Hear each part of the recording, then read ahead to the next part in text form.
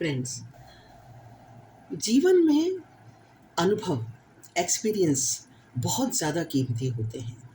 ये उस धन की तरह होते हैं जो तिजोरी में रखा रहता है और इसी तरह जैसे-जैसे व्यक्ति की उम्र बढ़ती जाती है, वैसे-वैसे उसमें अनुभवों का एक लंबा सिलसिला जुड़ता जाता है साथ में।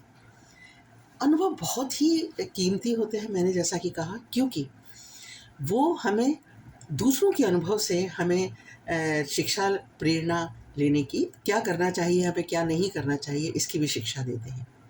फ्रेंड्स, मेरा बतौर एक लेखिका और एक लंबे समय तक मैंने हिंदुस्तान के बड़े पब्लिक स्कूल में जॉब किया उसका, और एक ह्यूमन साइकोलॉजी में शोध के को देखते हुए मुझे लगा कि मुझे अपने अनुभव आप लोगों से साझा करने चाहिए। निश्चित रूप से ये अनुभव आपको अपने बच्चों को पालने में, आपको खुद को, आपके रिश्ते, चाहे वो आपके पति या पत्नी के हों या प्रेमी-प्रेमिका के हों या कोई भी रिश्ते हों जिन्हीं के, उनमें उनके लिए शायद ये आपके लिए ज़रूरी होंगे, क्योंकि ये मैं कहानियों के ज़रिए दूँगी आपको।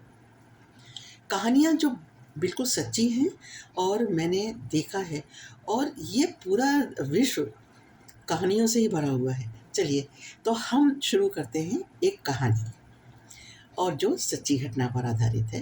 हेलो फ्रेंड्स, मैं वंदना शुक्ला आपको कहानी सुनाती हूँ। एक हमारी परिचिता थी, हैं वो भी, उनके 2 बेटे थे। दोनों बेटे बहुत ही होनहार और छोटे थे उस समय वो, लेकिन बहुत संस्कारवान उन्होंने बनाया, और उन्होंने अपने पति के साथ, क्योंकि उनका टूरिंग जॉब था उनके पति का, तो इसलिए हर जगह जाना स्वीकार नहीं किया कि बच्चों का डिस्टर्बेंस होता।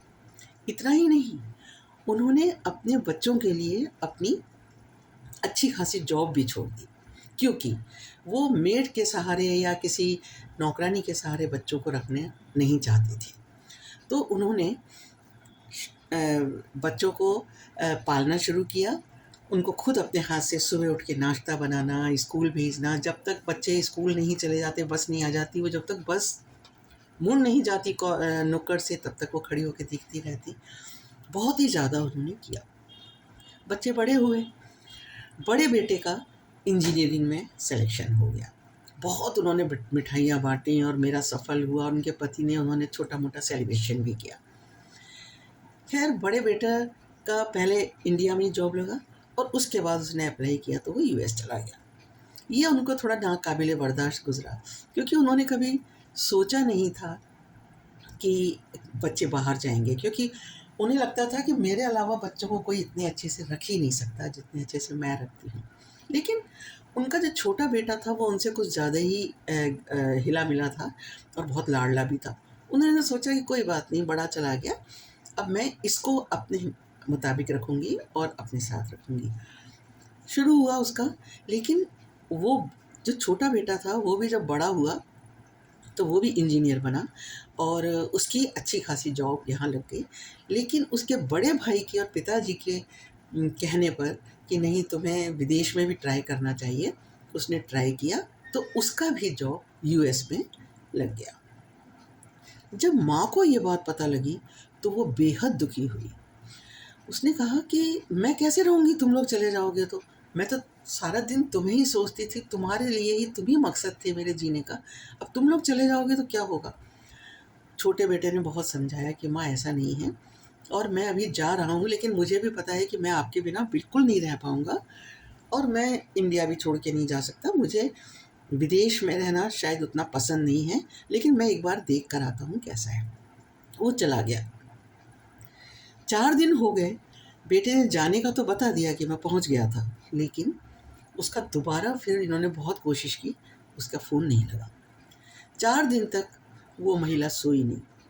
4 दिन तक वो बार-बार बाहर आती, बार-बार अपने पति को फ़ोन करती, बार-बार बड़े बेटे को फ़ोन करती कि उसका फ़ोन नहीं आया, मैं क्या करूँ? उसका कोई दोस्त का भी मेरे पास फ़ोन नंबर नहीं है वहाँ का, वो नया है, क्या खा रहा होगा, क्या पी रहा होगा, कहाँ रह रहा होगा, मुझे समझ में, और वो रोती रहती थी।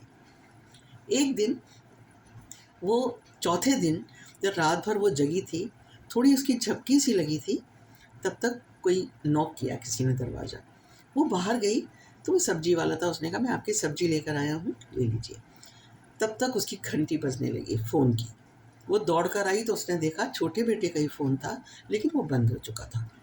उसने जल्दी से उसमें वीडियो कॉल लगाया। लड़का आ गया, वीडियो कॉल, हाय मम्मी।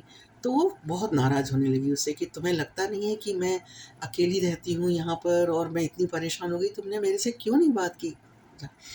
उसने कहा, नहीं, नहीं मम्मी, मैं बिल्कुल ठीक हूँ यहाँ पर, और अभी थोड़ा मुझे एडजस्ट करने में थोड़ा टाइम लगा इसलिए, और बस अभी गेस्ट हाउस में रह रहा था, लेकिन आज मैं कहीं जा रहा हूँ और जगह रहने। तो वो बोली, बेटा ये तो बहुत अच्छा है, लेकिन तुम खा क्या रहे हो? क्योंकि तुम तो बहुत कम चीज़ें खाते हो, और मैं तुम्हारी पसंद की चीज़ें बनाती थी, वहाँ तो तुम्हें मिलेंगी नहीं सब चीज़ें। तो इतने में उसने देखा कि एक लड़की हँसती हुई बेटे के बगल में आके बैठ गई। उसने कहा, ओह मम्मी, मैं कहना भूल गया आपसे, ये मेरी फ्रेंड है, इसका ये नाम है, और ये यहाँ पे काफ़ी दिन से जॉब कर रही है, ये भी इंडियन है। तो हम लोग फ्रेंड बन गए हैं, और ये हमारे कंपनी में ही हैं। तो अब अभी ये कहीं और रहती है, मेरे से पहले से जॉब कर रही है। अब हम लोगों ने ये डिसाइड किया है कि हम लोग एक ही अपार्टमेंट में रहेंगे, तो अब मैं वहाँ शिफ्ट हो रहा हूँ। और तो उसने कहा कि माँ एकदम भौचक्की की रह गई। तो उसने कहा कि लेकिन तुम्हारा खाना वग़ैरह कैसा चल रहा है? तो वो लड़की बोली कि आंटी आप चिंता मत करिए, खाने का मैं देख लूँगी इसका। उसने कहा, बेटा मेरी चिंता ये है कि ये बहुत कम चीज़ें खाता है, बहुत चुप रहता है, ये अपने मन की बात किसी से नहीं कहता, तो मुझे थोड़ी चिंता है इसकी। लड़की हँसने लगी। वो बोली, वो मेरा फ्रेंड है, और आप चिंता मत करिए, इसको मैं जो-जो चीज़ें अच्छी नहीं लगती इसको वही खिलाऊँगी। तो वो बोली, ऐसा नहीं करते बेटा, माँ बोली। तो लड़की हँसते हुए बोली कि नहीं, आजकल ऐसा नहीं होता मम्मी कि जो पसंद आए वही खिलाओ। सब चीज़ खाने की आदत होनी चाहिए, हर चीज़ का अनुभव होना चाहिए। इसलिए मैंने इसको हर चीज़ जो इसको पसंद है वो भी खाएँगे हम लोग, और जो नापसंद है वो भी, ताकि बाहर रहने की भी इसको आदत पड़े। लड़के ने कहा कि मम्मी अब आप बिल्कुल चिंता मत करना, आप निश्चिंत रहिए बिल्कुल, और हम दोनों साथ में रहेंगे अभी, और जब भी मौका आएगा मैं आऊँगा। अच्छा मम्मी देर हो रही है, हम लोगों को जाना है, बाय। माँ बाय भी नहीं कर पाई और ऑफ हो गया। बाद में वो अपने आई, एक निढाल होकर बैठ गई। उसको समझ में नहीं आ रहा था कि अब मेरी ज़िंदगी कैसे कटेगी। उसे वो सब याद आने लगा कि उसने कौन-कौन सी अपॉर्च्युनिटी छोड़ी, अपनी कौन-कौन सी उपलब्धियाँ थीं बड़ी। वो खुद बहुत होनहार थी, अच्छी डिबेटर थी, कथक डांस उसने सीखा था, उसमें आगे बढ़ सकती थी, लेकिन वो नहीं बढ़ी। और उसको लग रहा था कि मेरे बच्चे हमेशा मेरे साथ रहेंगे, और मैं जिस तरह से चाहूँगी वैसे बच्चों बच्चों को बहुत प्यार से रखूँगी ताकि बच्चे मेरे मुताबिक रहें, लेकिन नहीं हो पाया ऐसा, और वो आँख बंद करके बैठ गई। फ्रेंड्स, जीवन हमारे मुताबिक नहीं चलता। हमें बहुत ही संतुलन के साथ में जीवन को जीने की ज़रूरत होती है। मैं ये इसलिए कह रही हूँ कि जो लोग अभी, जिन्होंने अपना वैवाहिक जीवन या माता-पिता के रूप में जो जीवन शुरू किया है, उनको शायद ये अनुभव बहुत महत्वपूर्ण लगेंगे, क्योंकि उनके बच्चे भी बड़े होके, ऑब्वियसली आजकल बाहर जाने का चलन है ज़्यादा। तो ना तो अपनी अपॉर्च्युनिटी खोएँ, ना ही बच्चों को इग्नोर करें। बहुत संतुलन के साथ जीना, यही जीवन है। नमस्कार।